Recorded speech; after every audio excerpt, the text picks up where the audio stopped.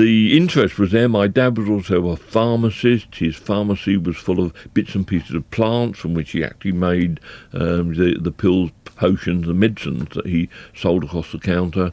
And but it wasn't until much later, almost 20 years on, I was 20 before I really found that I wanted to be a botanist. So it was there, but long in gestation. You had to look between the buildings. In London, you looked between the buildings that had been bombed by Hitler, and there were all these fantastic wildflowers coming up.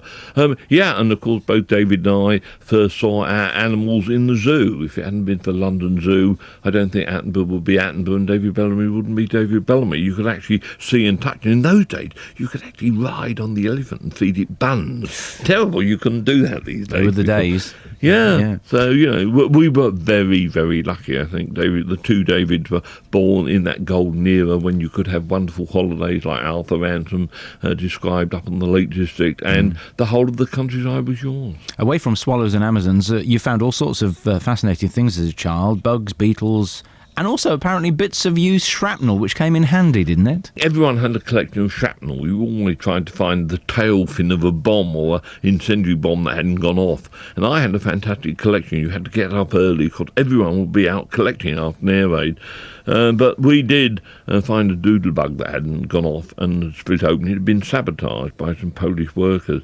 And we took some of the explosive, the budding scientist in me, and packed it away and learnt to make fireworks. And we were very good because we borrowed Brox's book on pyrotechnics from the library and became dab hand at making big bangs. But one of them was a bit too big. It happened in Jeff Stevens' house, and it blew the front off the house and put me in the papers for the time. Real hooligan, yeah. At what stage did you think, well, I want to be a botanist? I left school still trying to get 4 A-levels at one same sitting so I could get into one of the big London medical schools. My parents desperately wanted me to be a doctor.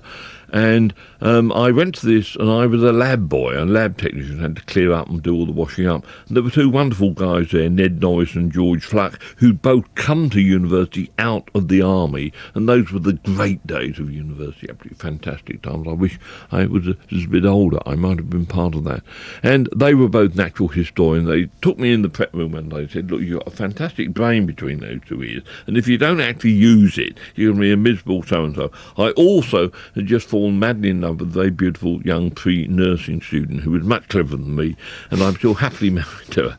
And so I thought, if I'm going to marry you, I've got to do something. And 5 years later, I was a university don, which isn't bad, especially at one of our great universities up in Durham. You've taken on many campaigns over the years. You have so many different areas of interest, from the evolution of ecosystems, marine pollution, through to obviously conservation in general and ecotourism. But in the early days, a lot of research work, I would imagine. Oh yes, I mean, I had 11 PhD students at one time, and we were actually studying marine pollution, or 4 of them were, and we'd done a survey underwater of the coast of Cornwall when Torrey Canyon plastered it with oil.